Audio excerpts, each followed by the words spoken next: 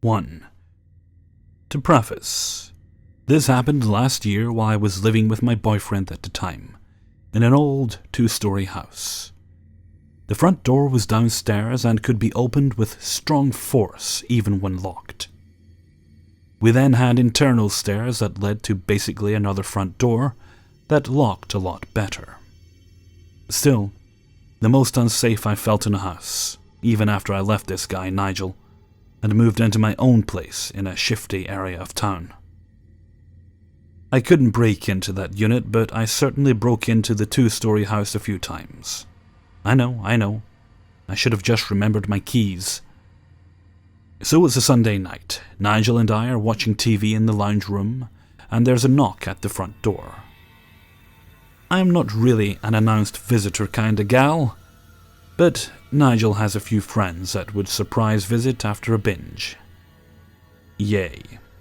I looked at Nigel, and he shrugged, then sent me down to check it out, in case it was one of those friends, so I could say he was asleep and send them on their way. I open the door and there's no one there. I call out a few times and don't get an answer, so I shut the door. I hear some muttering and another knock, and something along the lines of, "I'm not gonna bite." This comment really annoyed me because it's night. This is my damn place and I don't like to be viewed as fearful. I open the door ready for round 2, and see a guy much taller than me. I'm like 160 centimeters, so it's not really that hard. A little wiry, but not too thin, and fairly decently dressed. Not a suit or anything, but not dirty. He looked kinda perturbed that I had opened the door and proceeded to ask for the owners by name. I let him know, "Sorry mate, they're not here. We are renting off of them." Assuming that would be the end of that, and glancing ever so slightly at the stairs, waiting for shithead Nigel to come and help me out. This guy won't stop shifting from foot to foot. Can't help but ensure he's moving at all times, and proceeds to argue a little bit with me to produce Harry and Linda, the couple that owned the house I was renting. At this point, I start to get the impression he's not sober. I start to conclude the conversation, and send old mate on his way when he asks if my partner is there. This instantly put my guard up. I replied with a positive, and he asked for me to get him. Let me know he'd already met him, and that he needed to talk to him. I cocked an eyebrow and asked him how he knew my partner, especially considering he hadn't called him Nigel at all, just referred to him as my partner. I don't know why I even bothered asking him, but I'm kind of glad I did. Because he mentioned my housewarming. Nigel had told me that the night of our housewarming, after I had passed out upstairs, he was cleaning up and met some strange guy that just let himself in and sat down at our back table without a word. Nigel asked who he was, and this guy decided to aggressively ask right back, stating that he was a friend of Harry's. Nigel was pretty charming when he needed to be, and got him out without too much of a hassle, and relayed the story to me as more of a joke, so I never worried too much about it. I was worried now. This is when the tirade about Nigel's car started. He kept repeating, "I need to talk to your partner. I've seen him driving around town with my ex-missus and my kid." He even pointed to my boyfriend's car in the driveway. This rattled me for half a second because Nigel's car was only one of 3 of its model in our town. But the general demeanor of this guy, I had basically concluded he was high as fuck, set me straight back on track. I told him it was time to leave or I would call the police, and shut the door in his face. I raced upstairs with my phone out, 000 ready to be dialed, and watched through the window to make sure he left. Finally, Nigel half-heartedly asked what happened, claiming he couldn't hear anything. We could hear the bloody neighbours half the time from our lounge room. This little sod just didn't give 2 fucks about my safety, versus his laziness. I explained, and then called our landlord. She knew exactly who he was and explained he had been swallowed up by the wonderful world of meth. and had reportedly been door-knocking the entire suburb, asking if people knew where his ex and child were. Thankfully, I never saw him again, and really, I hope he got some help. And to the people in that house now, I hope you don't have to meet him. 2. At the time I was 10 years old, and lived in a small coastal town in Newfoundland that was littered with large forests. Almost every house had acres and acres of forestry behind it, which in itself was very beautiful. As I now am 21 and live in a bustling city in Alberta, I do find myself missing this setting in my old backyard every once in a while, but it's usually accompanied by the unsettling memory of what I'm about to recount. By the time I was in grade 4, I was already trusted to be home by myself, as my mother went out to visit my grandmother and aunt, who literally lived a few minutes down the road from us. I was happy to have such a privilege. I was an only child, and my father worked in another province months at a time. So, I was very lucky to have this opportunity. It usually meant late-night movies and video gaming, and on the odd night, exploring the forests. This night, I was exploring said woods. I usually never went too far in. Usually up to a large rock formation I liked to climb, and look out through the trees in all directions. The house was always in sight, so I never felt scared or frightened by being there. It felt like my own private place that I could enjoy. So I was scaling the rocks to sit in my usual spot. I suddenly started hearing a sound from further in. A sound that wasn't natural at all. Crying, faint crying. It sounded like a child, maybe even an infant, crying relentlessly. I was more puzzled than scared, since crying was the last thing I would expect to hear in the forest. I must have listened for a good few minutes, convinced my ears were playing tricks on me, but it was in fact crying. In my mind, I imagined it was a young girl that somehow wandered too far into the forest and needed help. I considered going back to the house and calling my mother to help, but then I worried that the girl would wander further in beyond earshot. I decided to try to locate the sound myself. I made my way hastily through the trees and branches, trying to figure out the exact direction the crying was in. It definitely wasn't as easy as I thought, and it was a matter of trial and error to even make sure I was going in the right direction. One thing I never realized as I was doing all this was how consistent this crying was.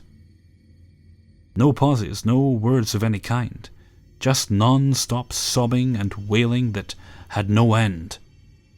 What I did notice was that the closer I got to the sound, the more metallic it sounded to me.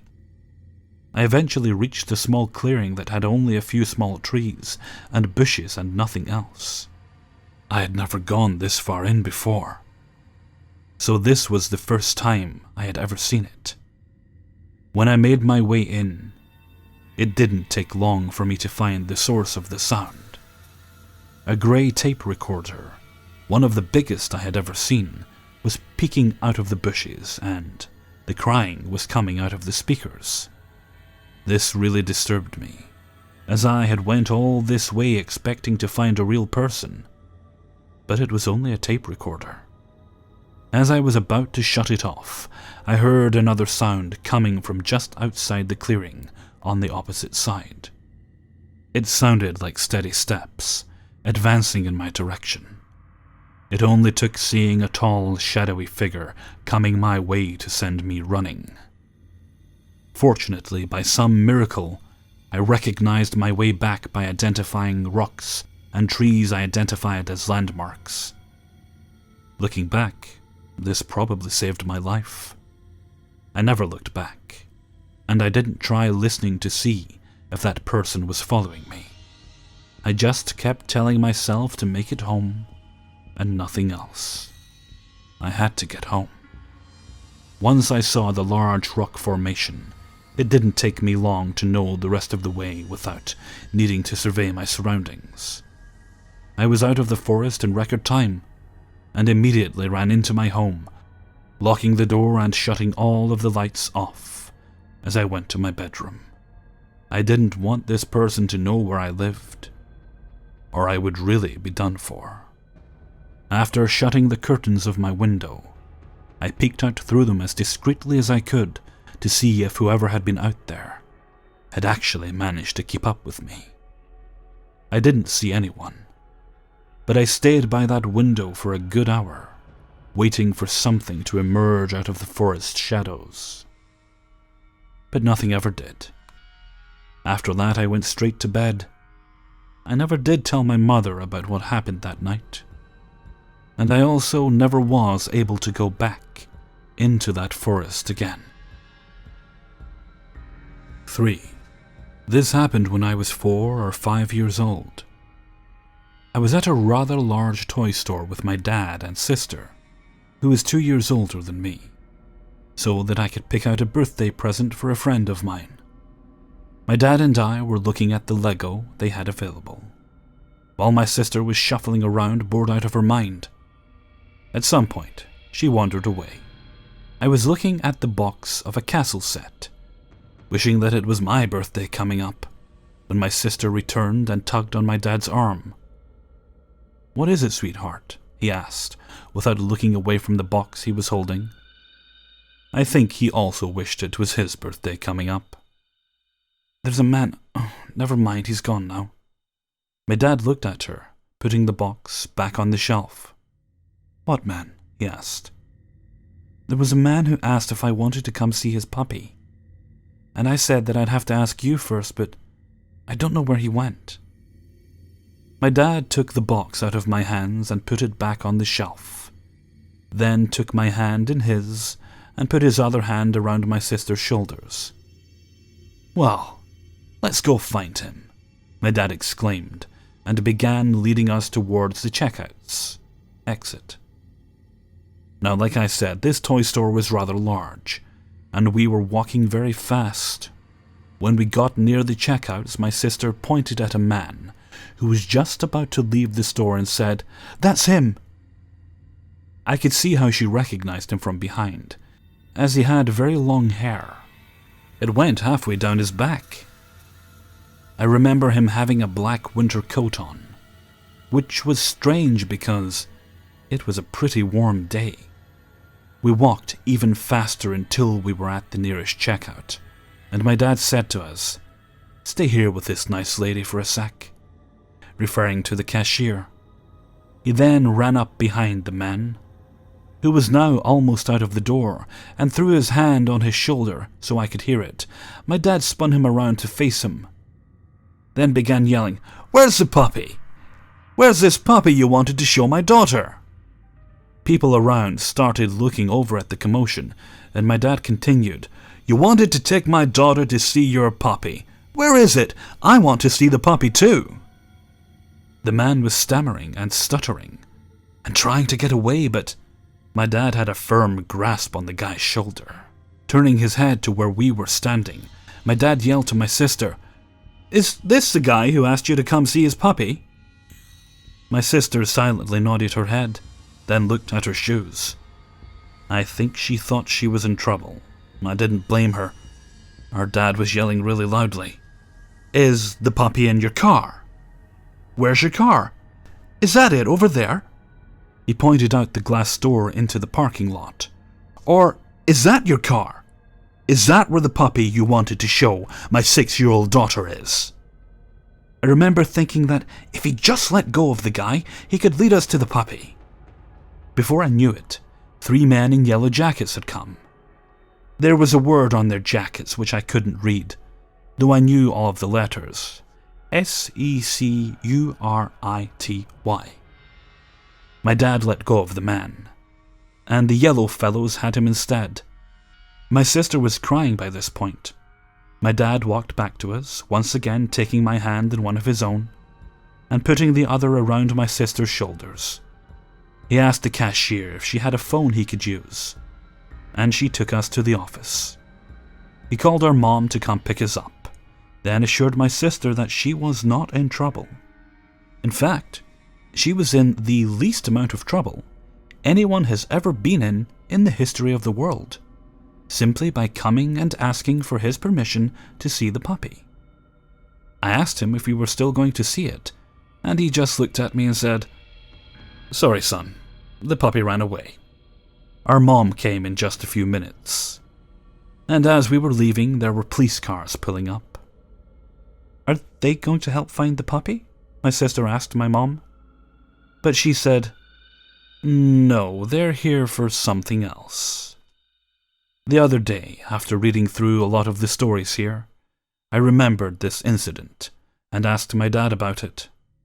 Apparently, when the cops searched his car, they found rope, duct tape, a knife, pliers, and a hacksaw.